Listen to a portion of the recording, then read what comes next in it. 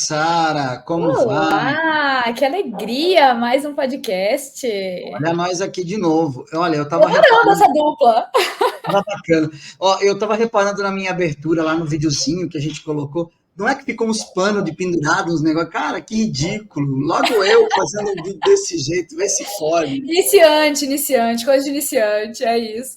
Mas essa jogada que nós estamos fazendo aqui do nosso podcast está acontecendo de uma maneira muito legal. Eu estava olhando no nosso YouTube a quantidade de comentários, de visualizações, de compartilhamentos. Os episódios têm realmente alcançado uma enormidade de pessoas. Ah, fala para a turma aí, chefe, de quem que é esse podcast, afinal de contas, né? Olha, hoje é super especial a gente gravar esse podcast, porque o que motivou esse podcast é um evento que vai acontecer em abril, mas ela vai contar isso pra gente. Eu tenho uma história com esse evento. Quem vem conversar com a gente hoje é a nossa coordenadora do Nordeste, a Valesca Rodrigues. Ela é psicóloga, ela é membro do GA de João Pessoa e a casa é sua, Valesca. Bem-vinda! Oi, Valesca, seja bem-vinda ao Pode Adotar, que é o podcast da Angaad, feito especialmente para as pessoas que querem trocar uma ideia bacana sobre adoção. Todos os temas relacionados. E hoje, como disse a Jussara, você é a nossa convidada. Seja bem-vinda.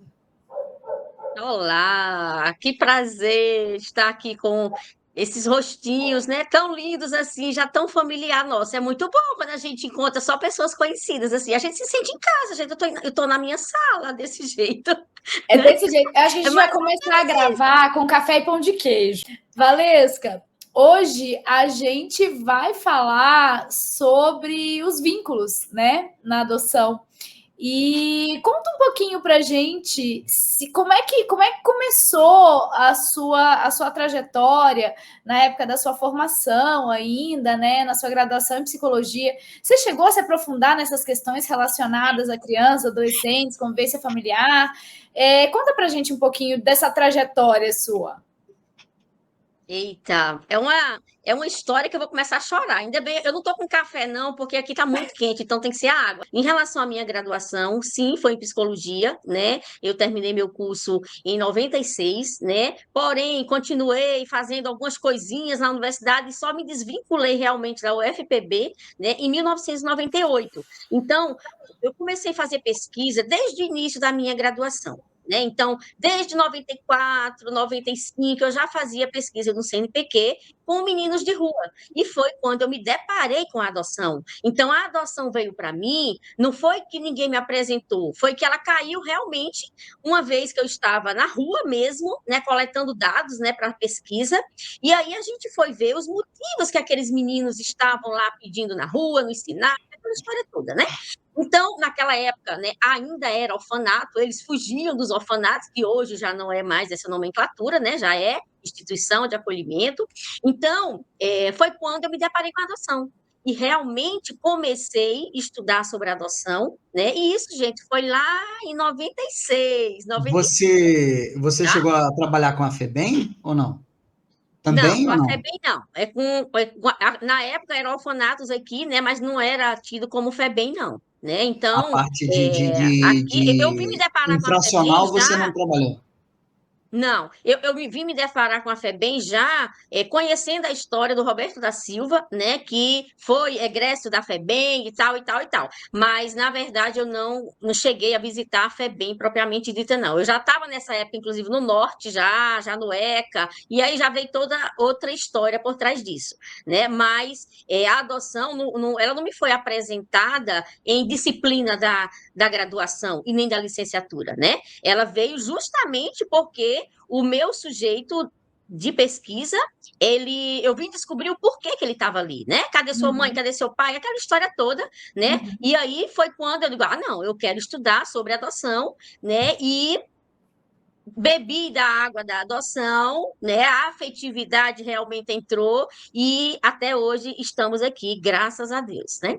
Que E, bacana. Vanessa, a gente fala, né, que a casa é sua e tal, mas é literalmente, no caso, quando a gente pensa no movimento da adoção como um todo, porque você é uma das pioneiras no Brasil, né? Conta pra gente do voluntariado mesmo, né, dentro do movimento de adoção e convivência familiar, o voluntariado formal, dentro disso que a gente tem hoje, quando era uma sementinha lá atrás.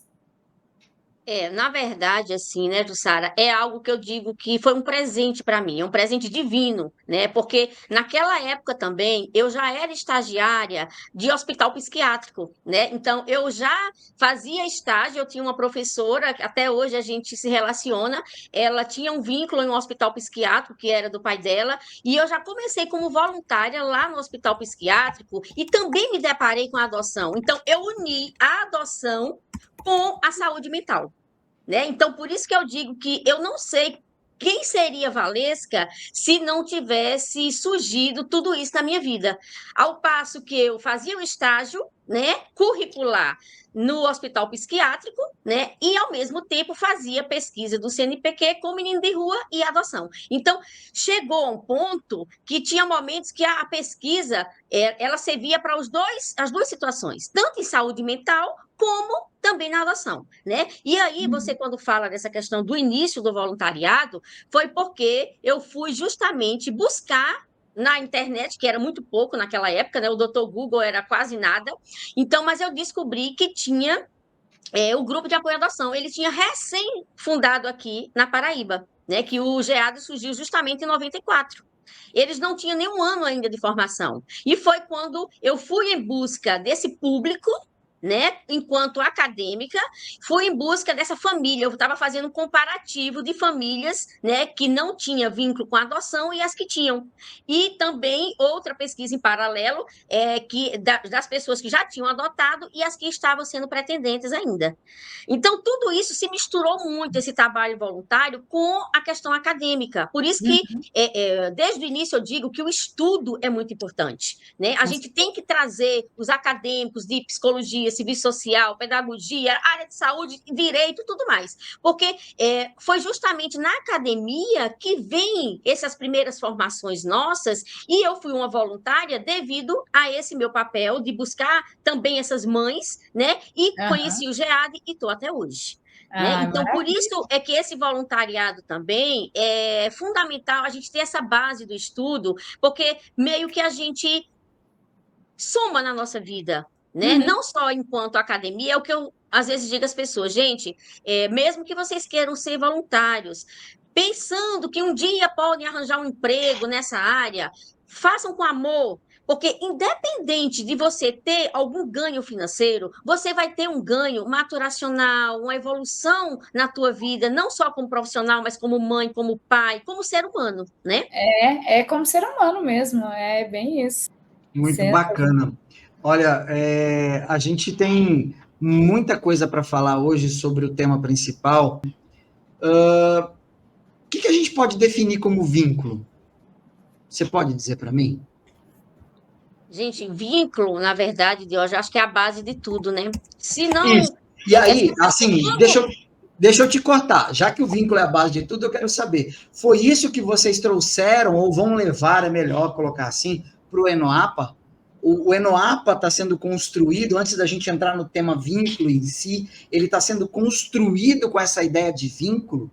E aproveita e conta pra gente o que é esse Enoapa, né? O Enoapa, gente, é o encontro Norte e Nordeste, que, por coincidência, né, foi fundado primeiro aqui em João Pessoa. Né? Eu nem sabia que eu ia morar ainda no norte, né?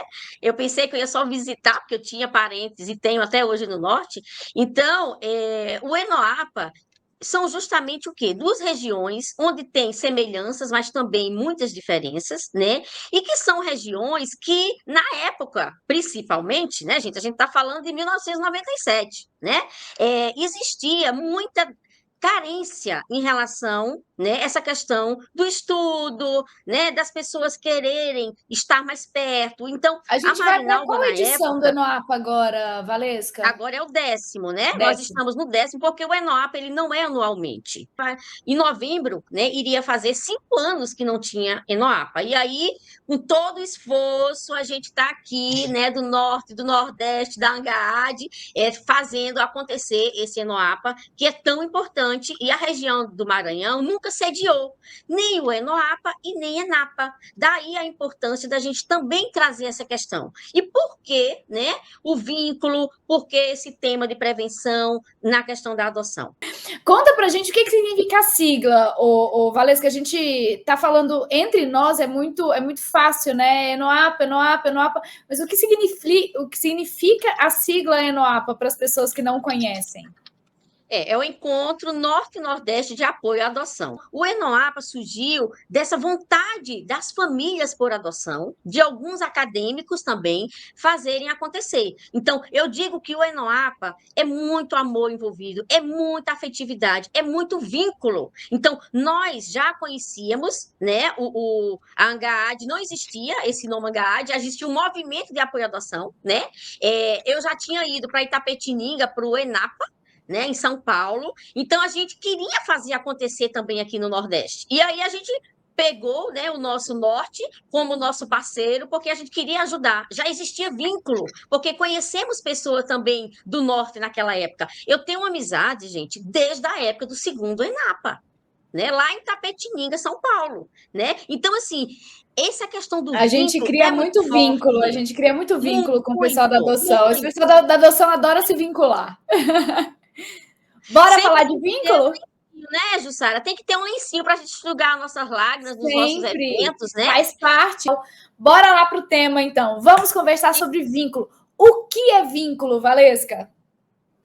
O vínculo é tudo que um ser humano necessita. Eu digo que é a base, né, para muitos começos, né? Até mesmo em relação aos pretendentes que chegam, né? Eles precisam se vincular não só com aquela ideia de ser pai ou mãe, porque muitas vezes, gente, é natural no pós-adoção, por exemplo, haver a questão da depressão pós-parto, né?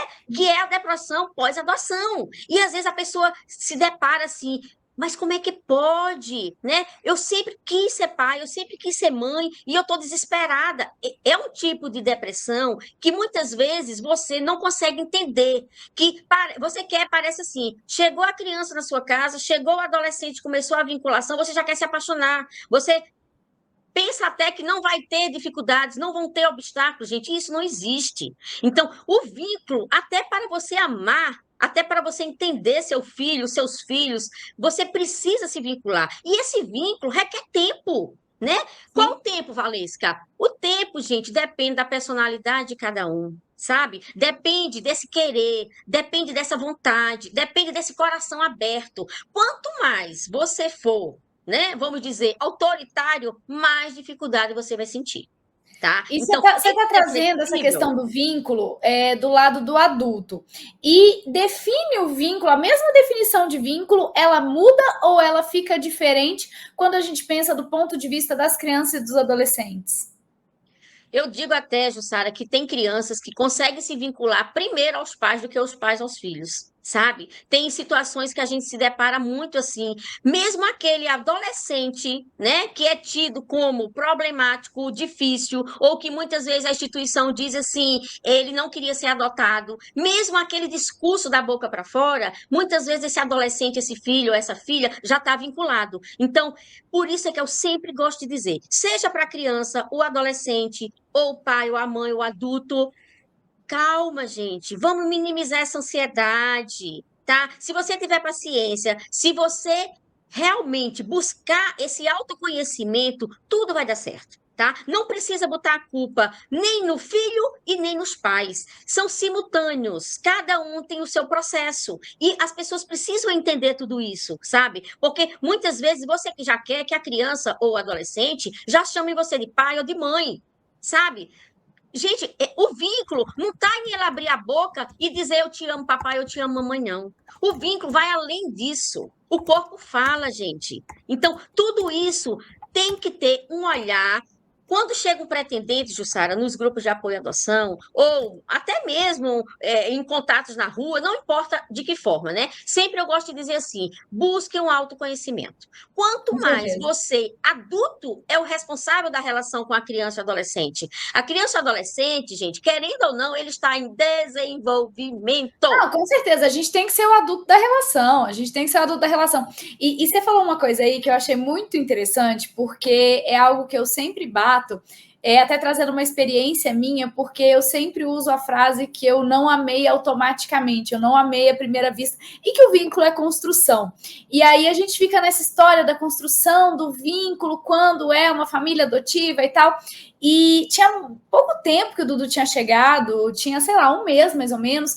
Eu estava num aniversário de uns amigos, uns vizinhos, e aí eu comentando na roda, só eu era mãe para adoção, todas as outras eram mães biológicas, e eu com uma vergonha, né, de falar desse negócio, de que eu não tinha me apaixonado automaticamente, porque a gente tem um medinho do julgamento, né? E aí eu me lembro que eu nunca vou esquecer isso, eu sempre conto essa história, que uma mãe biológica falou, ela tem 2 filhos, e ela falou, mas eu também tive que construir vínculo com os meus 2 filhos. Quando eu olhei para eles, eu não conseguia amar de cara. Então, essa questão do vínculo, ela sai também, né? Porque a gente tem essa romantização de que quando é biológico já fica fácil, né? E quando é adotivo, sim, porque aí vem de fora e a gente tem que construir. Mas com todo mundo a gente precisa construir esse vínculo, inclusive com o filho biológico, né? Muito. E mais ainda, sabe, Jussara? Porque muitas vezes esse filho que veio pela via biológica não foi desejado, não foi planejado, enquanto que o filho que vem pela via da adoção, você tem que passar por todo aquele processo, né? De habilitação, da espera, né? Alguns buscam a busca ativa, que muitas vezes é muito positivo, mas muitas vezes não é, porque muitas vezes você muda o perfil justamente para antecipar, né, essa adoção, e é onde há também outro prejuízo, é o que eu digo, gente, a pressa é inimiga da perfeição, tem Com que ter certeza. calma, ansiedade, ela faz parte do processo, mas nem tanto e nem tão pouco, tá? A pessoa que diz, eu sou zen, não sou ansiosa em nada, alguma coisa está errada. Né? É a mesma história de você dizer, meus filhos, eu não tenho dificuldade com meus filhos. Alguma coisa está errada, gente. Não existe esse ser humano que não tem essa dificuldade, tá? O que existe Se não muitas tem vezes é o dificuldade, quê? está fazendo errado. Né? Alguma bomba vai estourar lá na frente. E quando essa bomba vai acumulando, muitas vezes dá muito mais dificuldade da gente consertar, né? É E, melhor que nesse, ela venha de pouquinho, de mansinho, como diz. e Diz, justamente nesse caso, Valesca, de adoção, você falou de ansiedade, e aí a gente remete a um ponto muito importante. O pretendente, ele tem essa ansiedade, ele quer um filho, ele está buscando um filho, e às vezes eu acho que ele não se prepara de forma a parir esse filho, mesmo que seja do coração, né? Ele não vive essa preparação, e da mesma forma, a criança está lá dentro de um acolhimento, aguardando uma família, esperando uma família, querendo uma família, buscando. Essa ansiedade, você já falou que ela tem que ser dosada. Ela é problema ou é solução? As pessoas têm que ansiar por alguma coisa ou elas não devem sofrer por antecipação? O que você traz na sua experiência de a ansiedade faz tantos parte do anos? processo, né? Então, assim, é necessário ela acontecer, até porque não adianta a gente dizer ela não vai acontecer. A gente já tem que, muitas vezes, prevenir não só a criança que está na instituição, gente, que é isso que os educadores, né, as pessoas que estão vinculadas já na instituição com essas crianças, precisam trabalhar também isso. Muitas vezes a criança passa, ou o adolescente, passa a se comportar com aquele pretendente já desde aquele início que não é ele. Ele começa a vestir um pouco como um artista, como um ator. Acontece muito isso quando são grupos de irmãos, né? Geralmente, o maiorzinho, ele interpreta um personagem porque ele se quer que os irmãos, né, sejam adotados. Então, ele vai ter que ser o obediente, ele vai ter que ser o compreensivo, ele vai ter que ser tudo que não é nada do que ele é. Aí, depois de meses ou anos naquela casa, naquela família, aí ele o quê? Passa a ser ele. Aí, muitas vezes, o quê? esse pai, essa mãe ou esses pais, dizem o que é que está acontecendo, né? É um problema, ele não era assim, Valesca, então é porque ele está com Ele não era TDAH, assim, é é porque ele ótimo. Me tem alguma enganaram, coisa.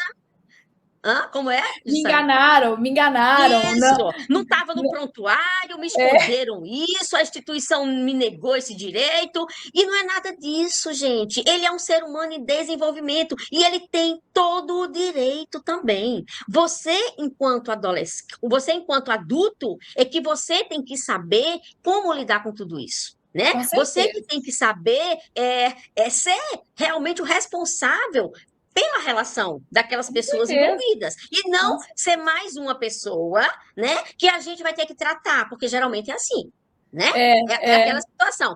Coloca o patinho feio, né? As crianças, os filhos, como com o problemático da história, e, na verdade, quem é o principal, vamos Muitas dizer vezes o assim, problema está nos adultos, né?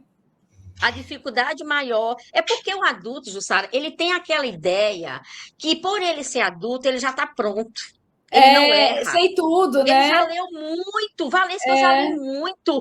Eu já participei de muitas lives. Eu conheço, ó, fulano, beltrano, cicrano. Uma coisa é teoria, gente, outra coisa é prática. Com Vida certeza, real é diferente, né, das telinhas da internet, do com certeza. Instagram, daquela família perfeita, Bombril ou não, como é que é o nome? Nestlé, né? Seria aí a Margarina. propaganda que a gente não pode. Né? O, Então, é isso. A o, gente tem que falar de vida real. E a vida com certeza. real E esse é o é grande papel que a justamente gente desempenha, né? Enquanto grupo de o apoio à filho que não adoção, dá acho que trabalho, Jussara, alguma coisa não existe, sim, com tá? Quer certeza. ser pai, quer ser mãe, você vai ter trabalho.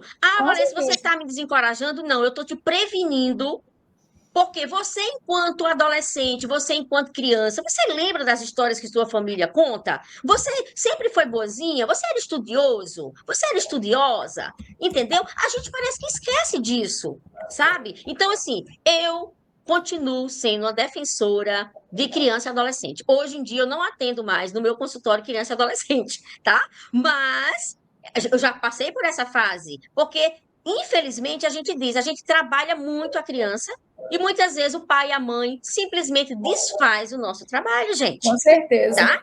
Com Dá certeza. responsabilidade a esse filho, sem esses filhos terem ainda maturidade para isso, gente. Valesca, e me conta uma coisa, você estava falando sobre ansiedade e tal, e uma coisa que você falou, eu acho que é extremamente importante, que é esse não saber qual é o seu lugar e colocar a culpa no outro, e muitas vezes a gente escuta a frase, ele não queria ser adotado, mas toda criança e adolescente que está no acolhimento quer uma família?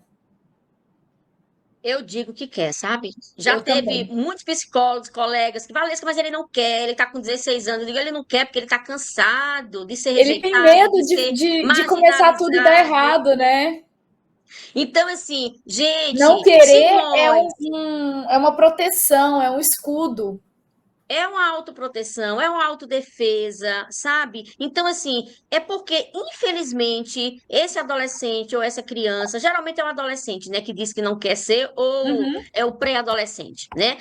Geralmente, gente, é porque eles estão cansados de encontrarem na sua frente adultos, infelizmente, que não foram capazes de assumirem a paternidade ou maternidade. Com Se certeza. for para eles serem o pai ou a mãe da relação, eles preferem a instituição de acolhimento. É Claro, lógico, gente. é E lógico. Lá justamente eles já nessa conhecem. situação, Lá, quando, Vanessa, quando a criança ou adolescente, só um minutinho de hoje, quando a criança ou adolescente está na instituição, eles geralmente já estão há algum tempo. Então, eles já têm vínculo com aqueles profissionais que estão ali. Então, muitas vezes, para eles, é mais garantia do que eles correr o risco de irem para uma família e muitas vezes, como a gente, infelizmente, presencia aí na mídia, né? Famílias que usam essas crianças, esses adolescentes, que na verdade eles não queriam ser pai e mãe, eles queriam ser outros personagens. Diz, Diógenes. não, é que, na verdade, a gente já vivenciou isso também. Tem alguns exemplos de crianças que não querem nem sair do sistema de acolhimento, não tem essa idealização de uma família, né? E aí eu queria perguntar para você o seguinte, em relação à faixa etária, né? O perfil dos pretendentes tem aumentado, tem uns que até mesmo por conta da busca ativa, eu que tenho vivenciado isso em especial dentro do meu tribunal, a busca ativa está muito presente, a gente está favorecendo muito, até porque isso, se der tudo certo, eu vou ter uma família de 5 meninos e meninas que vão para um casal, que se interessou. Então, isso, por conta da Buscativa, fico feliz com isso, né? E claro que tem, como você disse, os problemas, mas tem muita solução acontecendo. Mas nesse aumento, né, da idade que os pretendentes estão buscando, eles ainda pretendem, a grande maioria, que é a grande diferença, nós temos hoje mais de 35 mil habilitados, né, ele pretende crianças menores, pequenininhos, tanto é que eu vou falar até uma heresia, depois vocês briguem comigo, o chamariz do grupo de 6 ou de grupo de 5, que na verdade adolescente vai ficar com os padrinhos, é uma criança de 2 anos e meio. Todo mundo entra por ela, não entra pelos outros 5 que estão cadastrados, entra por ela. Aí depois descobre que ela é membro de uma família que não quer se separar, os irmãos são muito unidos. A adolescente fez esse papel de mãe que você falou, esse vínculo, desde sempre. Né? Então, agora que eles estão aceitando a adoção e que a adolescente vai para um lugar e eles vão para o outro. Essa faixa etária, então, ela influencia dos filhos, influencia na formação desse vínculo? É mais fácil com uma criança menor, ou adolescente? Como é que funciona isso hoje? Eu digo até que quando uma família adota, né, um grupo de irmãos, independente de ser 2, 3, 4, muitas vezes facilita alguns processos, sabe? Facilita por um lado e dificulta por outro, porque também vai Eles se depender. fecham, né? Depende do adulto da situação, gente, né? Quando é um adulto só, eu até percebo que muitas vezes é mais fácil do que quando tem 2 adultos, independente de ser uma família homo ou hétero, sabe? Porque às vezes precisa esses 2 adultos também, gente, estar em sintonia. Se eles não tiverem sintonia, vai ser outro problema. Por isso é que a gente está vendo tanto os números aqui na Paraíba, aqui no Nordeste. A gente tem percebido que famílias, né, só com um pai ou só com a mãe, muitas vezes as adoções estão sendo muito mais bem-sucedidas, porque, infelizmente, quando há 2 adultos, muitas vezes é o quê? Um adulto quer mais adotado que o outro. Então, um tem mais esse Compra o sonho do outro, né? do outro. Entendeu? Isso é um perigo. Com certeza, sempre Isso foi, é um né, perigo. Sara? Aquela história, antigamente as pessoas adotavam porque era inférteis, vamos dizer, né? Uhum. Depois veio aquela questão porque eu quero minha família crescer e meu marido está cobrando ou minha esposa está cobrando, né? Hoje, a realidade é outra. Né? Sim. Nós já temos mudanças desse perfil, não são as mesmas motivações, né? Uhum. É tanto que a gente vê o quê? Muitas pessoas após os 40 anos desejando ser pai ou mãe. Uhum. Uhum. Ô, Valesca, e a gente está aqui, né? Diógenes lá em. Você está onde? Diógenes você não está mais em Cidrolândia? Não, eu estou em Campo Grande, Mato Grosso em do Sul. Campo Grande, eu em Uberaba, aqui em Minas, você na Paraíba, né? A gente está cada um num lugar fazendo uso da tecnologia. Também na adoção, a gente tem visto que as aproximações, né, começou muito por conta da pandemia, feitas pelo uso da tecnologia de forma virtual, com as buscas ativas aumentando e essa questão também de busca ativa atingir o Brasil inteiro, facilitar, né, que essas interações aconteçam e tal, a gente tem se utilizado muito das interações virtuais, né, as aproximações virtuais. Isso ajuda de verdade na construção do vínculo, porque a impressão que a gente tem, e aí eu vou puxar um pouquinho para a questão das mídias sociais, né, das redes sociais, é que na telinha é todo mundo feliz. Na telinha tudo lindo, a gente vive um mundo perfeito, como você estava dizendo, né, família margarina, mas e essas interações que começam no virtual e depois vão para o real? No real fica muito difícil ou realmente a gente consegue aproveitar esse tempo de virtual para plantar sementinhas que vão frutificar na formação desses vínculos?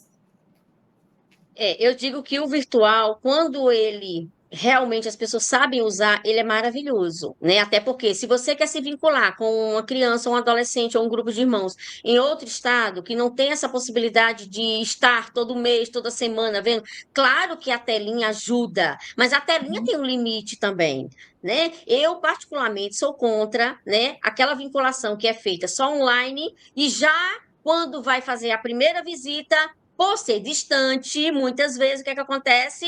Se permite já vir com essa guarda para a convivência. Isso é complicado, gente, Sim, porque é aquela história, é o primeiro contato físico. E o contato físico, a gente não sabe se vai haver aquela ele empatia é nos primeiros diferente. dias. Não. Então, tem que haver algumas visitas presenciais, sim, gente. Esse contato, quando você vai se habilitar, quando você se dispõe a ir para outros estados, você não sabe, não já está lá dito que você precisa ter disponibilidade de se locomover? A gente fala tanto isso, né? A gente sempre fala porque as pessoas perguntam, falam, nossa, então eu posso colocar o Brasil inteiro? Poder, você pode, mas você tem disponibilidade de tempo, de facilidade no trabalho, se você trabalha, e de dinheiro para realmente se locomover, porque a criança também não vai ficar esperando você marcar férias, né?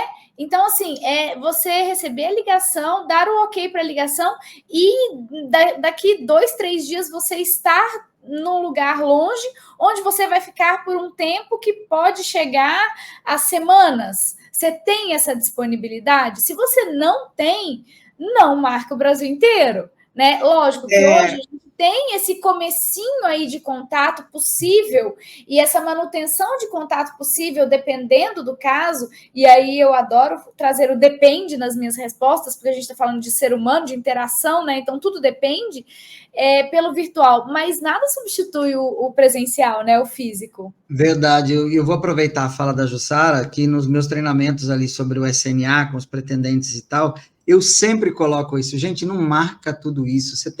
Veja os estados próximos da sua residência. Você vai marcar o Acre, não tem problema nenhum marcar o Acre está lá para isso, é um estado brasileiro, real, presente, forte.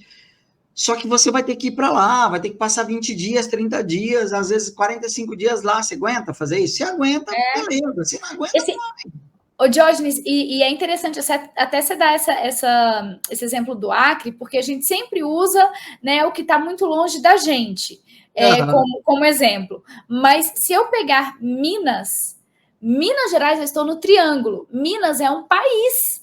Minas é gigantesco. Minas é gigantesco. Só colocar Minas já é muita coisa. Então, assim, a gente precisa pensar muito bem quando a gente vai se habilitar no que realmente cabe na nossa vida, não só com o perfil, mas também com essa disponibilidade, porque a formação de vínculo é essencial na adoção, né? E sem isso a gente não consegue. E veja, né, Jussara, eu vendo aqui vocês, eu sou uma defensora do Acre, né, porque eu morei 18 anos lá. Eu não conheço o Acre. Para mim, particularmente, ir adotar no Acre, para mim é super fácil, gente, eu tenho muitos conhecidos lá, entendeu? Então, assim, vai depender da realidade de cada pessoa, Exato, de cada família, mas para você é fácil. do seu desejo, né? Então, assim, voltando um pouquinho até, Diógenes, o que você estava falando em relação a esse grupo de irmãos de 5 ou de 6, que existem alguns por aí, né? Muitas vezes, gente, eu até digo, é importante muitas vezes até haver famílias onde a gente tenha 2, 3 famílias que adotam esse grupo, muitas vezes dá muito mais certo do que a gente persistir em um grupo, em uma família ficar com 5, 6 filhos. Entendeu? Então, mas assim, tudo depende outro tabuzinho que a gente está tentando quebrar, né? Porque nós falamos sobre isso em alguns episódios aqui, sobre a adoção que é compartilhada, a adoção aberta, que você, com conhecimento, com o vínculo da família de origem, tem algumas coisas que estão acontecendo agora no Brasil, que já são comuns em outros lugares, e a gente não tem tido muita abertura, não, né? O pessoal nós temos, Diógenes, nós temos uma família aqui, por exemplo, que 2 famílias participam do GEAD, né? E a outra família, que é a terceira família, está em Minas. E eles participam do nosso pós-adoção. Olha, que legal. Porque os filhos estão, entendeu? Os filhos estão juntos dessa família. E aí família. precisa muito da disponibilidade dos adultos, né? Eu acompanhei um caso aqui da separação de grupos de irmãos, ficaram 2 crianças em Araxá e 2 crianças vieram para Uberaba, cidades são super próximas, e a família que adotou em Araxá não faz nenhum movimento para que o encontro entre os irmãos aconteça. E a família daqui quer muito manter, isso foi, inclusive, conversado na época da adoção, mas depois que a adoção se concretizou, a família de lá não faz muita força. Inclusive, a Voz da Consciência colocou mandou fez um download aqui de uma mensagem, de uma pergunta que se liga muito com isso que eu estou falando, porque nesse caso foi uma adoção, nos 2 casos, na verdade, foram adoção por casal homoafetivo, no caso masculino, mas a pergunta é a seguinte, até sobre a formação dos vínculos, né? Que tem casos de violência doméstica praticada por homem, né? Pai, padrasto, quem está ali nessa figura paterna dentro do contexto familiar. E isso acaba levando a uns traumas que são muito difíceis de ser tratados, trabalhados, e são muitas vezes os motivadores do acolhimento, seja ele institucional ou familiar, né? Da retirada dessa criança, desse adolescente do núcleo familiar.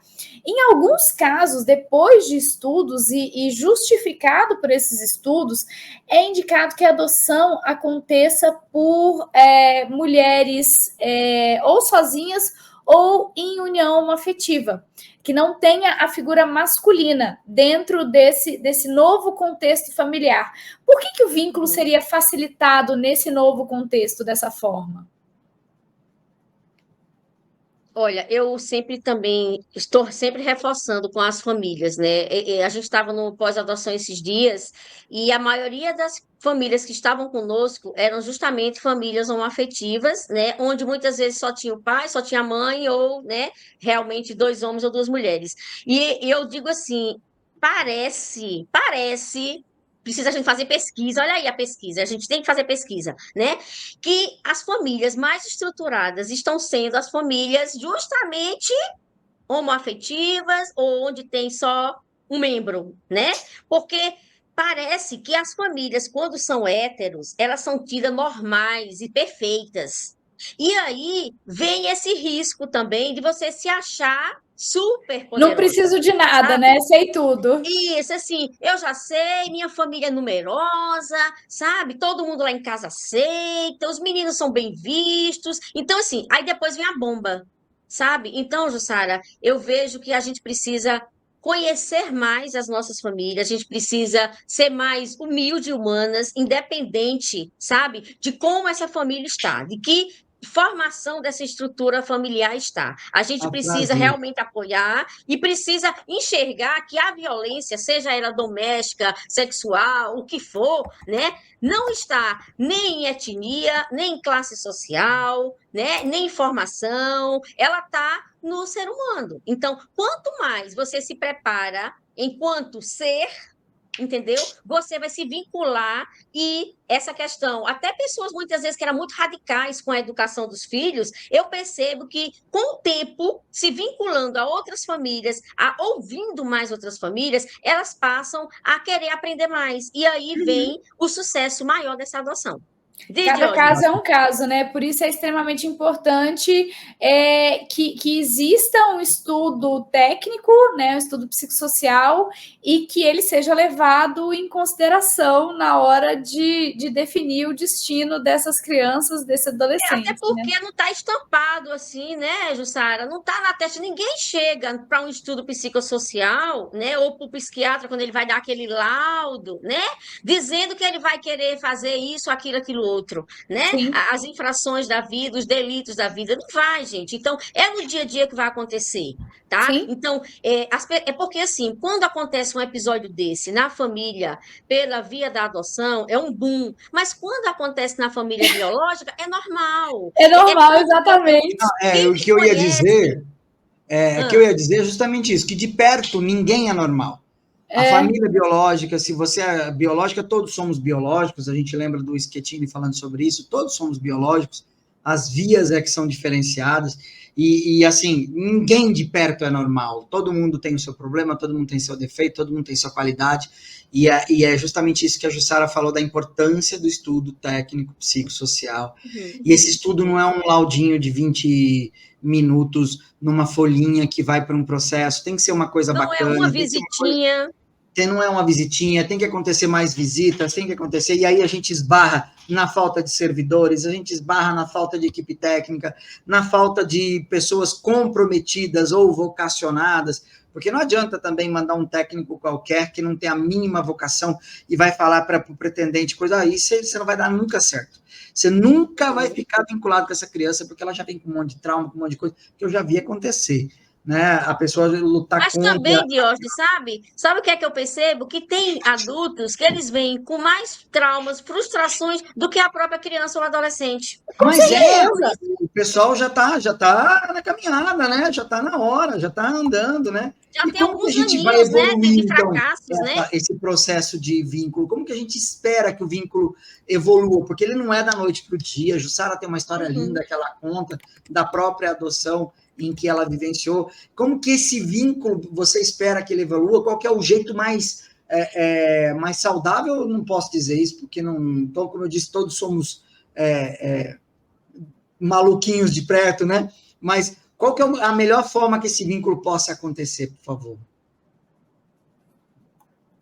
É buscando estar no mesmo nível dessa criança, desse adolescente, desse filho, desses filhos, sabe? A gente tem que sair do banquinho e tem que ir para o chão com eles, tem que brincar junto, tem que conversar junto, tem que chorar junto, sabe? Tem que pedir ajuda a eles, entendeu? Filho, me ajuda a ser mãe, sabe? E vice-versa. Vamos acertar e errar juntos. É aquela história. Existe a hora de você ser a amiga, existe aquela hora de você ser a mãe, né? Não como autoridade máxima, mas que você precisa dirigir aquela família, né? Que você tem que saber distinguir tudo isso, sabe? A afetividade, ela não vem assim, gente, do dia para a noite, não. Não vai. Eu estou aqui com a cabeça, Valesca. Lá na frente, ela vai explodir.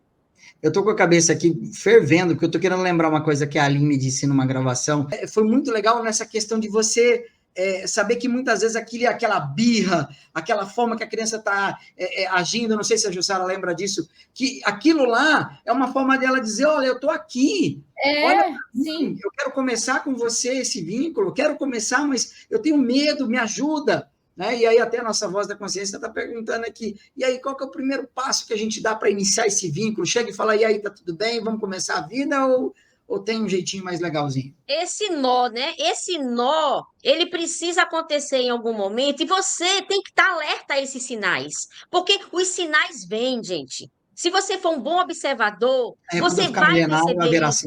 Geralmente, a criança, esses filhos, é que dão esses sinais. Eles são muito mais inteligentes do que nós, adultos. Com certeza. A gente precisa, às vezes, soltar um pouco o controle e sentir, né? Eu acho que é muito isso.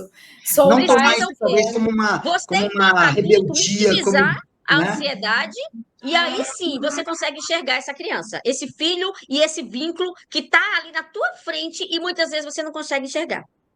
E a gente está muito focado na adoção, né? A gente falando muito, até porque a gente começou falando sobre os vínculos na adoção e tal. Mas quando a gente fala de vínculo, dá para dizer que ele também é necessário no movimento em prol da convivência familiar como um todo? Ou a gente fala nele só sobre a filiação adotiva, ou a convivência familiar em um aspecto mais amplo? Como que você vê isso, Valesca? Jussara, é tão importante que a gente vê que as famílias que participam dos GAAs, elas conseguem um melhor vínculo com seus filhos, sabe? Aquela família que fica na caixinha, geralmente ela tem muito mais dificuldade. Porque tem aquela família que, Valesca, eu só quero vir aqui no consultório, porque eu não quero expor. Tu tá entendendo? Então, essa família tem mais dificuldade, sim, sabe? Quanto mais você, vamos dizer, que se esconde daquela realidade, mais dificuldade você provavelmente... Sabe o que eu acho muito legal? De ter uma rede, né? De ter a rede, né, ao redor desses adultos, rede, né? Sim, justamente. Eu acho muito legal, acontece... Tem acontecido já, eu não estou conseguindo participar como eu participava das nossas reuniões aqui, mas um movimento legal que a gente tem visto acontecer, e aí eu não sei se vocês também percebem isso nos grupos aí de vocês, é que muitas vezes os pretendentes têm levado as famílias, assim, levam os avós, levam às vezes os tios, quem vai ser o padrinho da criança quando a criança chegar. Eu tenho visto isso acontecer e eu acho que é muito legal, porque se eles também estão preparados, são todos os vínculos que essa criança e esse adolescente vão se formar, os vínculos mais próximos, as pessoas também precisam estar preparadas para esses vínculos, né? Não basta só o pai e a mãe, é legal envolver todo mundo que vai estar ali próximo dessa criança, desse adolescente quando chegar.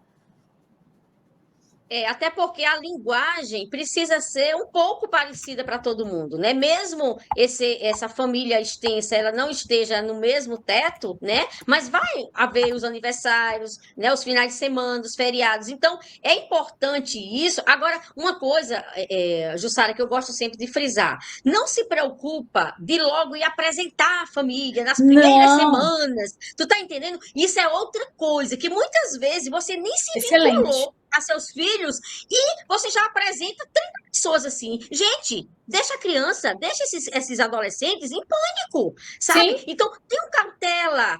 São etapas. São importantes? São. Ok. Porém, não precisa fazer aquela festa na primeira vez que os meninos já estão chegando, sabe? Tudo tem que ter seu tempo. Por isso que tudo isso, quando essa família frequenta um grupo de apoio à adoção, tudo isso a gente tenta orientar, né? A questão da escola é a mesma coisa, é onde a gente vê a questão da prevenção. Você não pode, porque você tem condições financeiras, vai colocar na melhor escola da sua cidade, do seu município, sabe?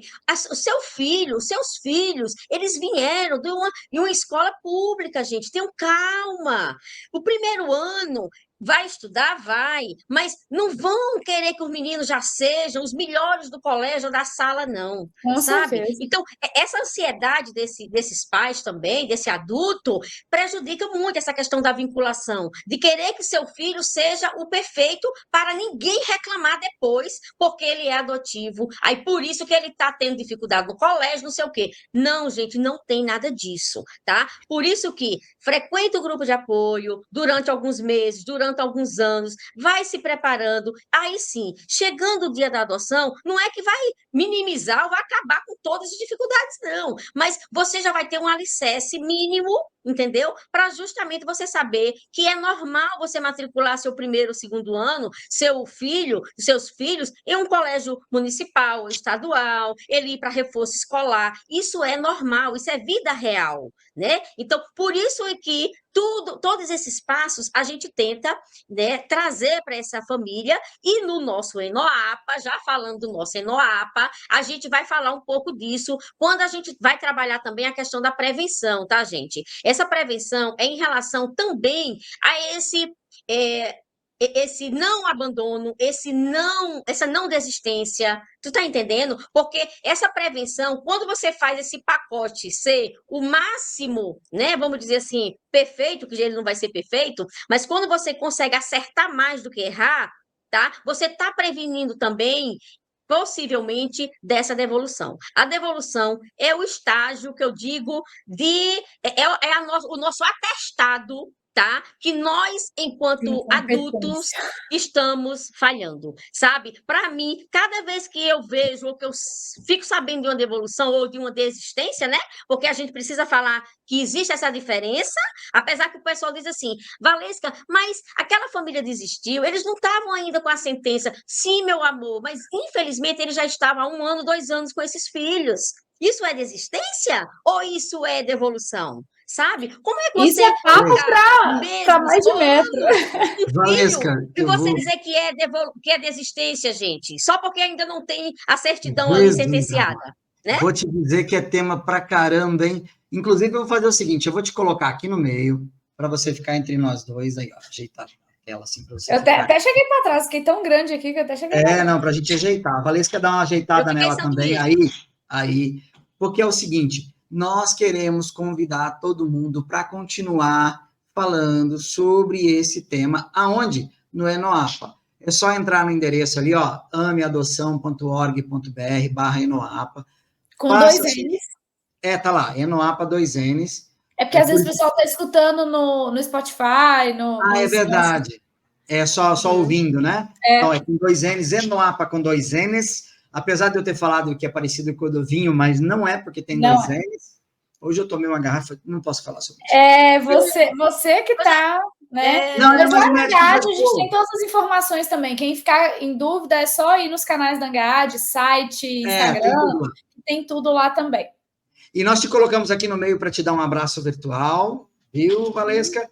Para poder dizer que você trouxe para a gente um tema tão grande, tão grande, tão grande, que eu acho que vale a pena nós marcar uma segunda, tá? Eu acho que dá para a gente marcar um segundo episódio, você vem participar conosco, talvez nós gravemos lá no Enoapa, alguma coisa nesse sentido com você. O Enoapa vai acontecer que dia?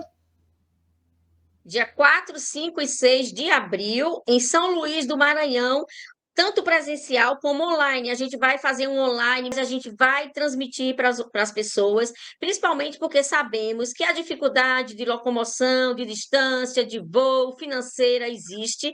Então, a gente está fazendo tudo possível para sair assim, quase tudo perfeito, se Diógenes ajudar, porque ele é o que é o nosso salvador da pátria. Não, vai dar tudo certo, já deu, já deu. Se a gente puder botar ele na mala assim, né, Jussara, a gente leva mesmo para poder ele fazer esse online da gente acontecer de forma, né? De forma, vamos dizer, nível Enapa, né? Não, vai rolar. Vai rolar. Vai dar tudo certo, a gente faz a distância. Mas seja muito bem-vinda, muito obrigado mesmo pela sua presença. A gente ouviu, falou sobre vínculo, é um tema tão extenso, como eu falei, que eu acho que nós teríamos ainda mais horas sobre isso, mas nós estamos estourando o nosso tempo.